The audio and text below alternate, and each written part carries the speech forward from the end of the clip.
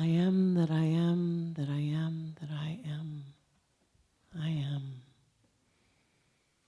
all that I am.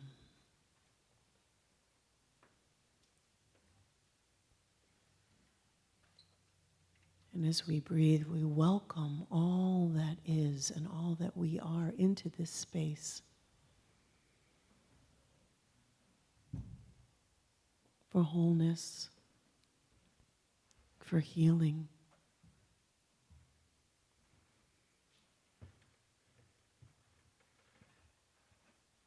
And sometimes that means shedding and letting go.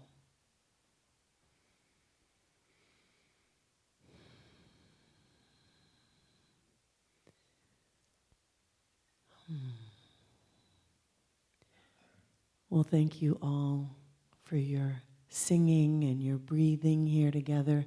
For those of you who may not know me already, my name is Gitanjali Rivera. My pronouns are she and her.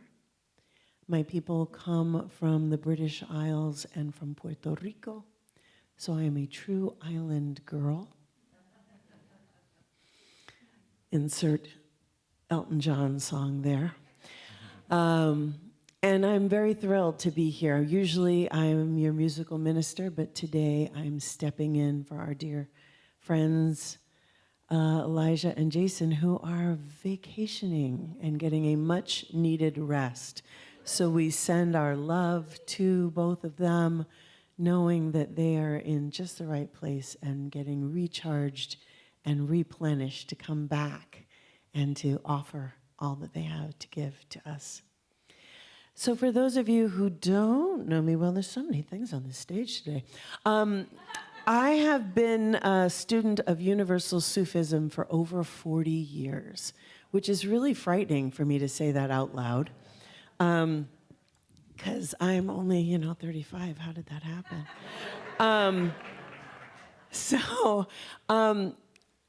And I am also, as well as being a student of that particular tradition, I am a senior teacher in that tradition. And in our tradition, the ministers are called shirags. So I was initiated as a shirag many moons ago. It was the first Sufi event that I ever went to. Was a universal worship. And one of these days we will offer that to you. It's a beautiful service where we have many of the world's traditions all represented on a similar altar. And we find out where we agree. It's really easy to find out where we disagree. I mean, that's so easy right now, especially, but where do we come together? That's the thing that's really interesting to me. And I want to make a statement and so that we can hold these beautiful friends, our dear friend Adora and Molly today are being initiated as shirags. So we hold them in prayer.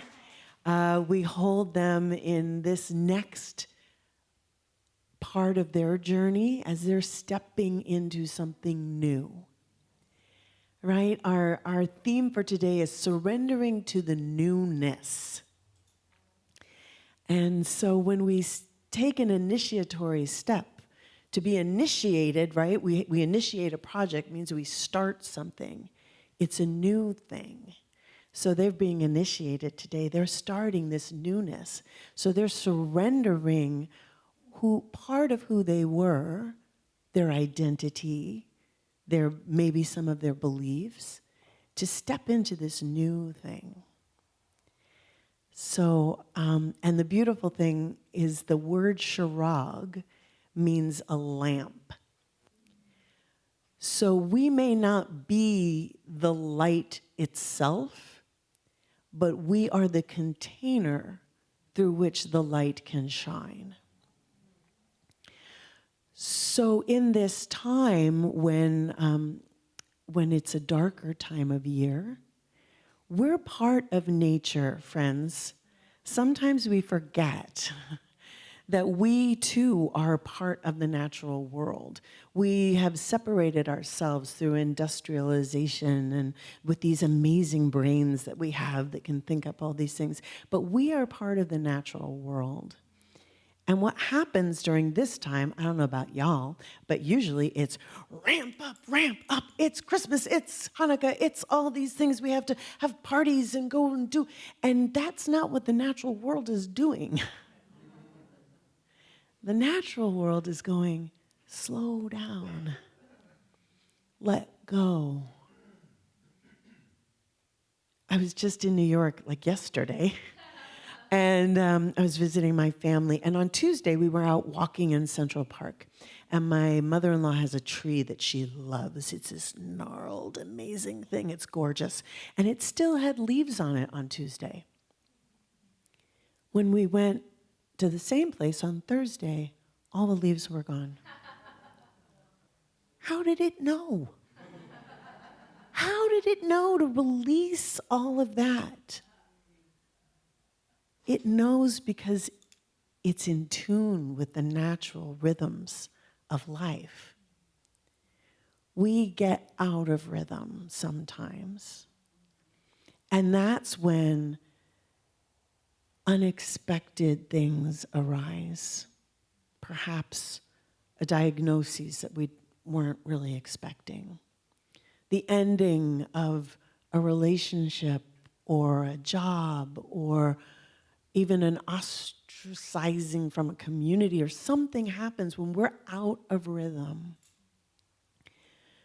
So as we talk about this surrender into newness, I think it's important for us to look towards the natural world and slow the F down.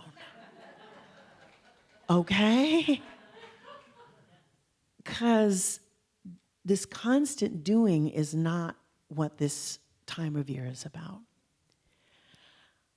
A bunch of you know that, or if you don't know, I served as a musical minister at a Christian church for 22 years before I came here. That is the tradition that I was steeped in as a child. And I am blessed beyond belief to say that I have zero wounding around my relationship with Jesus.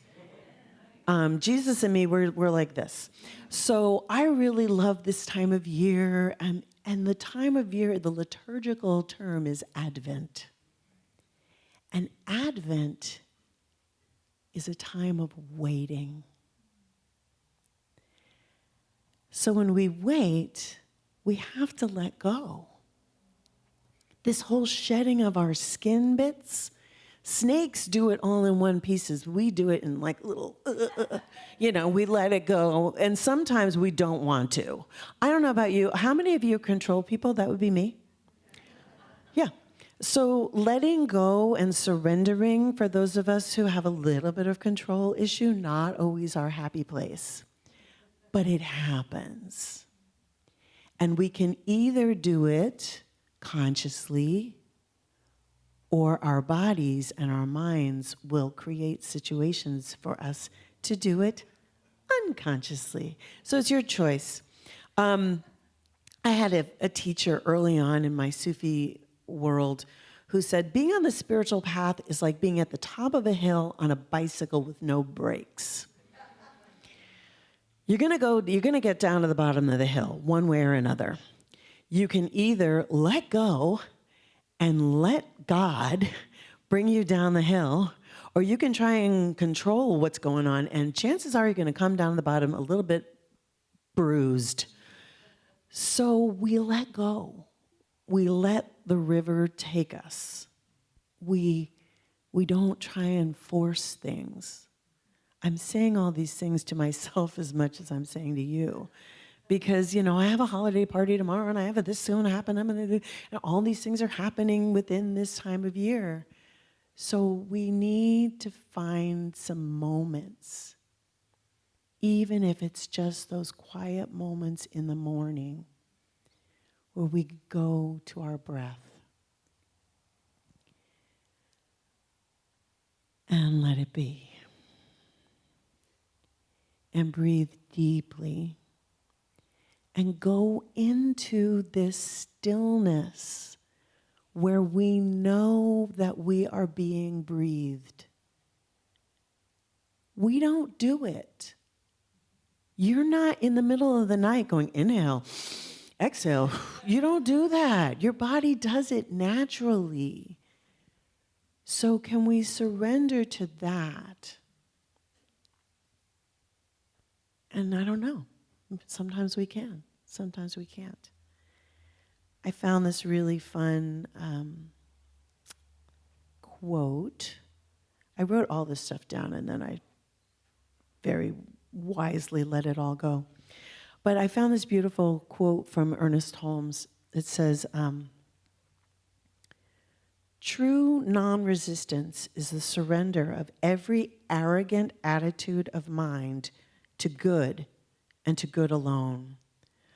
Those who have made this surrender have found real peace of mind, happiness, and wholeness in the only place it can be found, which is within themselves. So I love how he kind of just gently kind of smacks us a little with the arrogant thing, because it means well, I know better. I'm so clear. I know what I'm supposed to be doing, and you do. You actually do. But that's when you surrender yourself to something greater than this limited self. There's a limited self, the small s, right? We all know the small s. Then there's a big S. So the small s wants us to do what it wants. And sometimes it seems like just the right thing, but the large self, the self that is connected to the divine, the universe, to love, always has a bigger and a broader vision. And sometimes we have to surrender to something that scares the heck out of us, that we have to leap into the void before we know that there's going to be land there to catch us. And that's not comfortable. It's really uncomfortable. I remember years and years ago, I was at a religious science church in San Diego, and there was a new minister there. And he stood up and he said, my job is to stand up here every Sunday and make you uncomfortable. I don't know how long he lasted. But I was young, I was impressionable. I was like, wow. And what does Elijah often say? I'm here to disturb the comfortable and comfort the disturbed. So that's what we're here to do. And I just want to talk a little bit more about this whole Advent thing. Because we're waiting. We're waiting for something. What are we waiting for? We're waiting for that light to return. Those of us we're getting into this dark time of year, and I don't know if you've noticed, it might be a dark time in our country and in our world. It's not just here. It's not just here. People are saying, oh, I'm going to move someplace. Where? Tell me where, because I'll go there. But we get to stay here in this darkness, whatever this darkness is, and we get to kindle a light. That's why people all over, we have the Hanukkah celebration, which starts next week. We have the Christmas celebration. We have Yule. We have solstice. All these beautiful times where people come together in the dark, in the cold, because that's the way they survived back in those times. But now we come together and we're here to kindle that light in each other so that we can, not because I was about to say an untrue thing. We can be afraid of the dark. It's okay to be afraid of the dark, but it's more interesting to be curious about the dark and go in there, because if you've planted bulbs, they need the dark. They need the cold. So we go into this dark. We investigate it. We go, okay, it's the dark time. How do I keep my light shining? And when we think about the story of an angel showing up to a woman and saying, guess what? about you, but I was given a lot of stories about Mary, meek, and mild when I was growing up. If an angel showed up in your house and said, guess what? I don't know about you, but I would run screaming. I would not be like, ah! So she surrendered completely. So that strength of surrender, that strength, that courage of shedding everything that she knew about herself and about science, that she, and she was willing to put herself in a situation where she was going to get in a lot of trouble. And then her soon-to-be spouse was like, well, I gotta get rid of her. And then he gets another visitation. He gets a visitation from these celestial beings, from these energies, these angels, who says, no. Take her someplace else. So again, they have to leave. They have to shed their identities, and they go to a place where this new light, because in the Christian tradition, they call Jesus the light of the world, right? What's the difference between Jesus and us? Jesus knew who he was. And he was pointing towards something. And, maybe some of his followers are a little confused about that, but I'm not. So each one of us is that light. Each one of us is that son or daughter of the divine. So we're here to be sharags. We're all here to be lamps. So that light, because when you I don't know if you've ever seen those old-fashioned lanterns, you're holding a candle and it's really groovy. You put it in a lantern, what happens? It shines brighter and the light goes out farther. So for each one of us to let go of what's no longer serving us from this year. This is what this time is for, right? This time of reflection, this time of yearly review. And then we say, okay, what worked? What didn't? What am I going to continue? What am I going to continue to work towards? And what am I maybe just going to have to let go? And sometimes it's the things that we think we love the most that are just not serving us. It's a concept in our mind, and we have to let it go. And then all that's good for us comes rushing in to fill that vacuum. So I want to share really briefly before I finish up here. There's a practice that I learned on Instagram, I'll be honest. It's this Wiccan practice called 13 Wishes. If you already know it, you're already doing it. Well done, you. So we make these New Year's resolutions. We wait till the first of the year to make these resolutions. Well, that's not when you plant bulbs in the ground. If you plant bulbs in the ground in January, they're not going to come up. So we're let's go late for it, but it's late for bulbs, but maybe not late for dreams. So what I want you to do, if you want to, gesundheit, is you go home and you write down on 13 separate pieces of paper. You write a wish, a dream, I am, I have. I am, I have, not I wish, I want. I am and I have. And then you fold them up and you either put them on your altar or in a book or wherever that's going to get some positive energy. And you just leave them there from now until the solstice, which this year is on the 20th of December. And then on the evening of the 20th of December, you pick one. You do not read it. You light a candle and you burn it. And you do that for the next 12 nights. You hold them in your hand and you release them to the universe. And you say, okay, God, love, universal spirit, those are yours to do. On the 13th day, this is the only one you read. You open it up, you read it.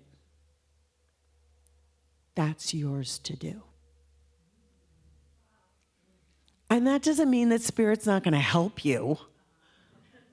But all the other ones, you get to release. You get to release them knowing that it's already done. Those are already done. Because you've set that intention, you've burned it in the fire of truth, and you're handing it over to God. And then there's that one thing that will be, you'll put it on your refrigerator or your altar or your bathroom mirror, wherever you see these things. And that will be the thing that you focus on for however long it takes to make it so. But the important part is all the 12 that you released. Yeah. So as we come into this time of celebration, I really want to encourage you to take some time to be still. We can celebrate in stillness. So let's take a couple deep breaths together. And we call upon that spirit, that one love, that thread that connects us to everything through our breath.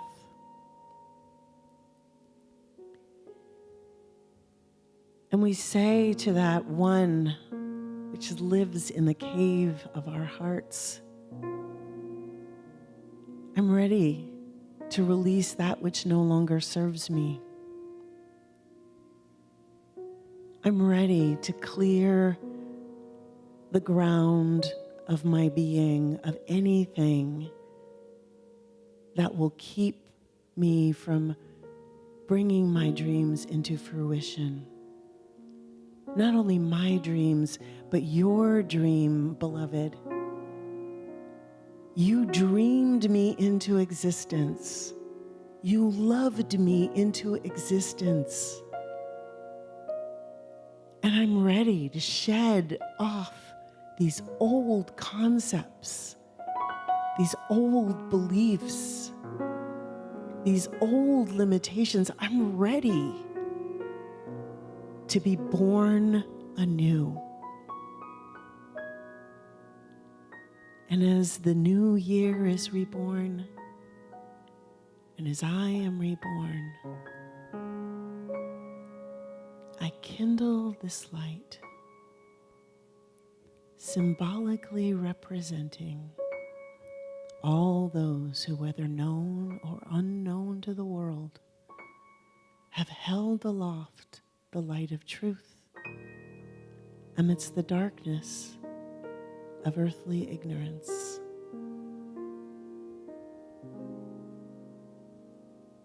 And I breathe that in. And I know that my life is a blessing. And I will be a lamp. And I will light and kindle that light in all those that I meet. We release this prayer knowing that it's already done. And we say, and so it is. Amen.